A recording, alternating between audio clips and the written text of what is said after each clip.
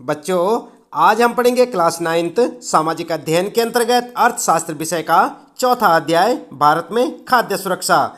हम आपको बताएंगे बच्चों इस पाठ से संबंधित प्रश्नों के उत्तर अभ्यास प्रश्न उत्तर में। तो चलिए शुरू करते हैं। सबसे पहला प्रश्न है यहाँ पर आपका, भारत में खाद्य सुरक्षा कैसे सुनिश्चित की जाती है। तो क्या लिखेंगे आप उत्तर? आपने पाठ तो पढ़ लिया होगा बच्चों, उत्तर में आप लिख सकते हैं, लिखेंगे उत्तर और सबसे पहले पॉइंट बनाकर लिखेंगे कि प्रत्येक व्यक्ति के लिए खाद्य उपलब्ध रहे। ठीक है। दूसरा पॉइंट लिखेंगे बच्चों, लोगों के पास अपनी भोजन आवश्यकताओं को पूरा करने के लिए पर्याप्त और पौष्टिक भोजन खरीदने के लिए धन उपलब्ध हो। इसके बाद तीसरा पॉइंट लिखेंगे बच्चों, प्रत्येक व्यक्ति की पहुंच में खाद्य रहे। ठीक है। इस प्रकार से आप अपने इस पहले प्रश्न का उत्तर लिख सकते हैं बच्चों, साथ साथ याद भी करते रहें। इसके बाद बात करते हैं यहाँ पर दूसरा प्रश्न है बच्चों, कौन लोग खाद्य असुरक्षा से अधिक ग्रस्त हो सकते हैं। तो जानते हैं आप, उत्तर में आप लिख सकते हैं बच्चों, निम्नलिखित लोग खाद्य असुरक्षा से अधिक ग्रस्त हो सकते हैं। और फिर पॉइंट बनाकर लिखेंगे, नंबर 1, भूमिहीन जो थोड़ी बहुत अथवा नगण्य भूमि पर निर्भर हैं। दूसरा पॉइंट लिखेंगे बच्चों, पारंपरिक दस्तकार। ठीक है। तीसरा पॉइंट लिखेंगे, पारंपरिक सेवाएं प्रदान करने वाले लोग। चौथा लिखेंगे बच्चों, अपना छोटा मोटा काम करने वाले कामगार। पांचवा लिखेंगे भिखारी और छठा लिखेंगे शहरी कामकाजी मजदूर। सातवां लिखेंगे बच्चों, अनुसूचित जाति, अनुसूचित जनजाति और अन्य पिछड़ी जातियों के कुछ वर्गों के लोग। आठवां पॉइंट लिखेंगे प्राकृतिक आपदाओं से प्रभावित लोग। और फिर नौवां लिखेंगे बच्चों, गर्भवती तथा दूध पिला रही महिलाएं तथा 5 वर्ष से कम उम्र के बच्चे। ठीक है। इस प्रकार से आप अपने इस दूसरे प्रश्न का उत्तर लिख सकते हैं बच्चों। इसके बाद आइए देखते हैं यहाँ पर तीसरा प्रश्न है, भारत में कौन से राज्य खाद्य असुरक्षा से अधिक ग्रस्त हैं। तो जानते हैं आप उन राज्यों के नाम?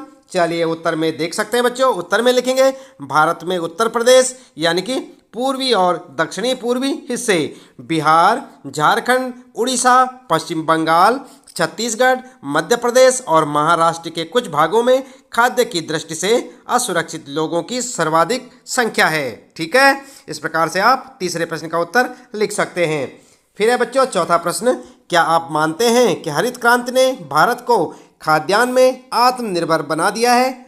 कैसे? उत्तर में लिखेंगे, स्वतंत्रता के पश्चात खाद्यान्नों में आत्मनिर्भरता प्राप्त करने के सभी उपाय किए गए। भारत ने कृषि में एक नई रणनीति अपनाई, जैसे हरित क्रांति के कारण गेहूं उत्पादन में वृद्धि हुई। गेहूं की सफलता के बाद चावल के क्षेत्र में इस सफलता की पुनरावृत्ति हुई। पंजाब और हरियाणा में सर्वाधिक वृद्धि दर दर्ज की गई। यहाँ अनाजों का उत्पादन 1964-65 के 72.3 लाख टन की तुलना में बढ़कर 1995-96 में 3.03 करोड़ टन पहुंच गया, जो अब तक का सर्वाधिक ऊंचा रिकॉर्ड था। दूसरी तरफ तमिलनाडु और आंध्र प्रदेश में चावल के उत्पादन में उल्लेखनीय वृद्धि हुई। अतः हरित क्रांति ने भारत को काफ़ी हद तक खाद्यान्न में आत्मनिर्भर बना दिया है। आई बात समझ में बच्चों? इस प्रकार से आप अपने चौथे प्रश्न का उत्तर लिख सकते हैं, साथ साथ याद भी करते रहें। अगला प्रश्न है बच्चों पांचवा, भारत में लोगों का एक वर्ग अब भी खाद्य से वंचित है, व्याख्या कीजिए। तो क्या लिखेंगे उत्तर में बच्चों?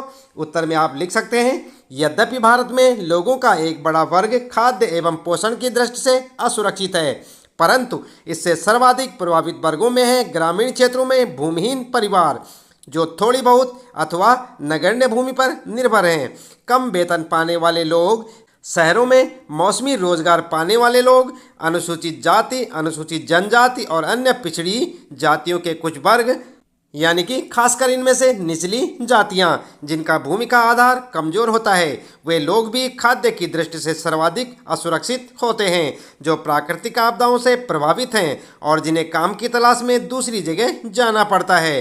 खाद्य असुरक्षा से ग्रस्त आबादी का बड़ा भाग गर्भवती तथा दूध पिला रही महिलाओं तथा 5 वर्ष से कम उम्र के बच्चों का है। ठीक है बच्चों, इस प्रकार से आप लिख सकते हैं अपने पांचवें प्रश्न का उत्तर। फिर आता है आपका छठा प्रश्न है, जब कोई आपदा आती है तो खाद्य पूर्ति पर क्या प्रभाव होता है। तो जानते हैं आप क्या प्रभाव होता है बच्चों? उत्तर में लिख सकते हैं, किसी प्राकृतिक आपदा जैसे सूखे के कारण खाद्यान्न की कुल उपज में गिरावट आती है। इससे प्रभावित क्षेत्र में खाद्यान्न की कमी हो जाती है। खाद्यान्न की कमी के कारण कीमतें बढ़ जाती हैं। कुछ लोग ऊंची कीमतों पर खाद्य पदार्थ नहीं खरीद सकते।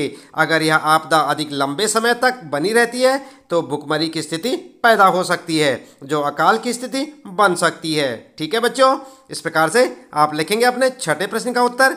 और फिर देखते हैं यहाँ पर सातवां प्रश्न है, मौसमी भुखमरी और दीर्घकालिक भुखमरी में भेद कीजिए।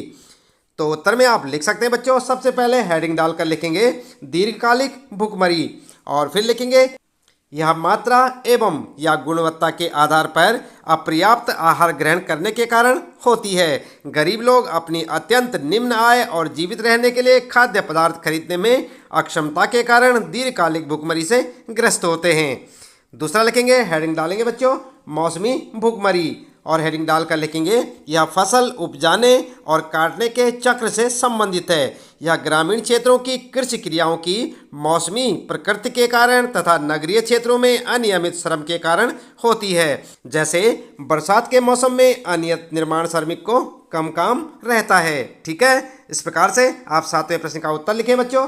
और फिर आता है आपका आठवां प्रश्न, गरीबों को खाद्य सुरक्षा देने के लिए सरकार ने क्या किया? सरकार की ओर से शुरू की गई किन्हीं दो योजनाओं की चर्चा कीजिए।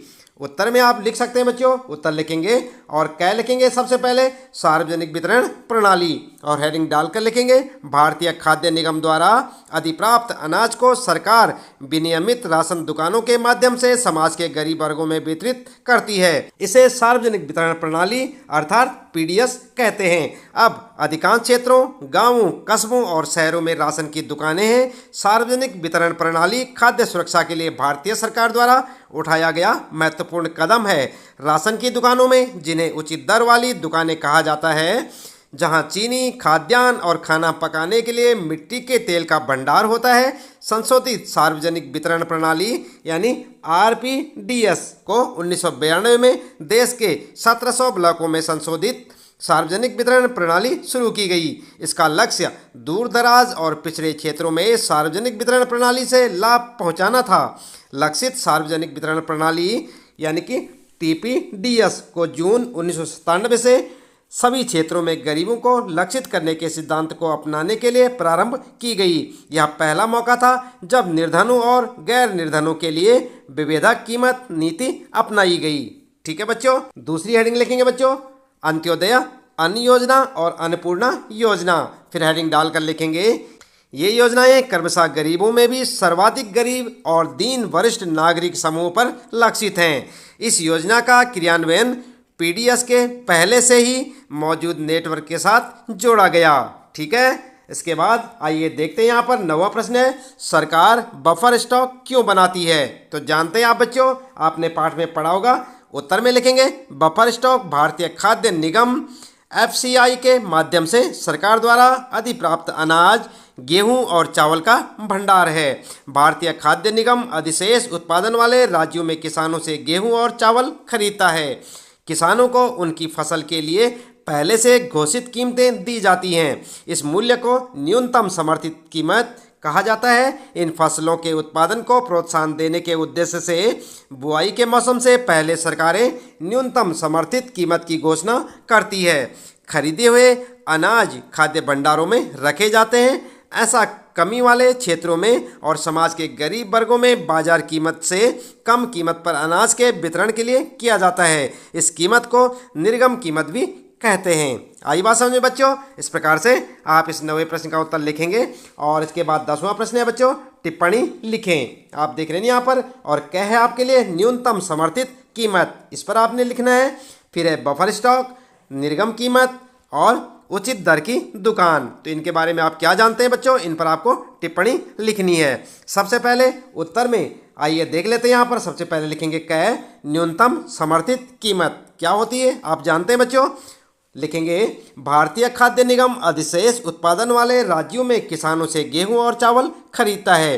किसानों को उनकी फसल के लिए पहले से घोषित कीमतें दी जाती हैं। इस मूल्य को न्यूनतम समर्थित कीमत कहा जाता है।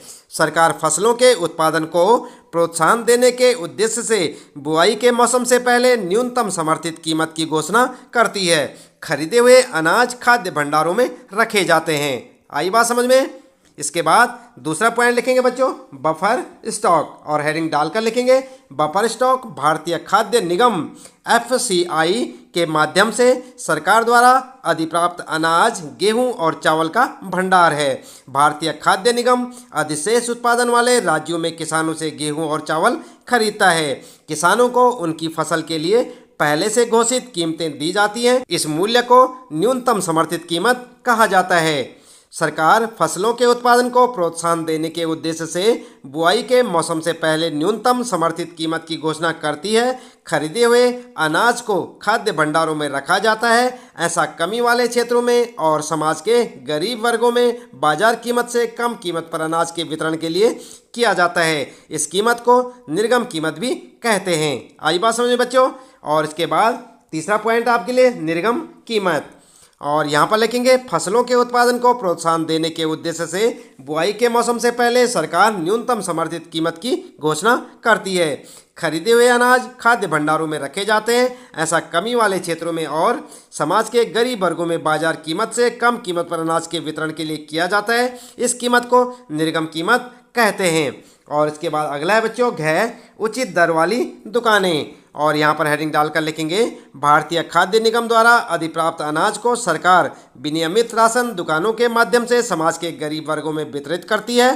राशन की दुकानों में, जिन्हें उचित दर वाली दुकानें कहा जाता है, पर चीनी, खाद्यान्न और खाना पकाने के लिए मिट्टी के तेल का भंडार होता है।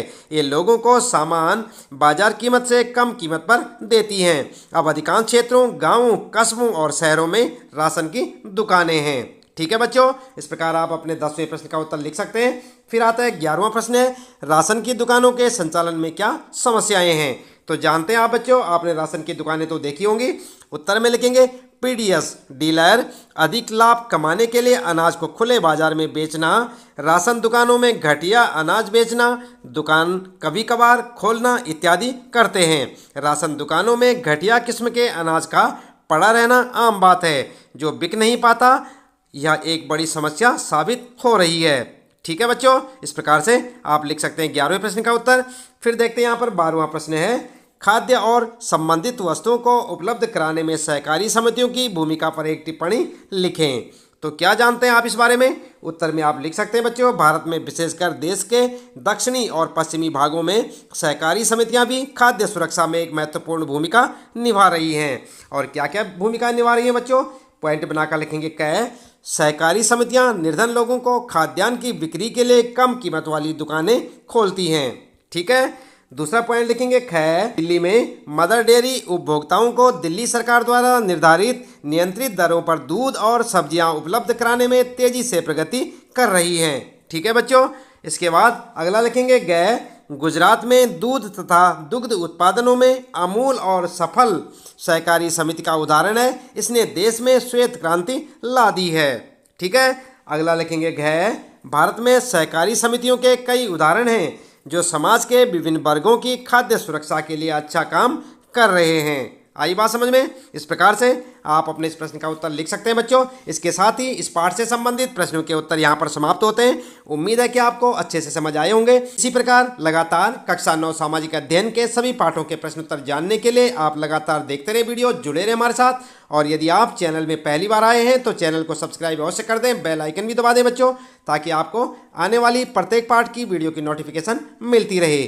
मिलते हैं फिर अगली वीडियो में नए पाठ के कुछ नए प्रश्न उत्तरों के साथ।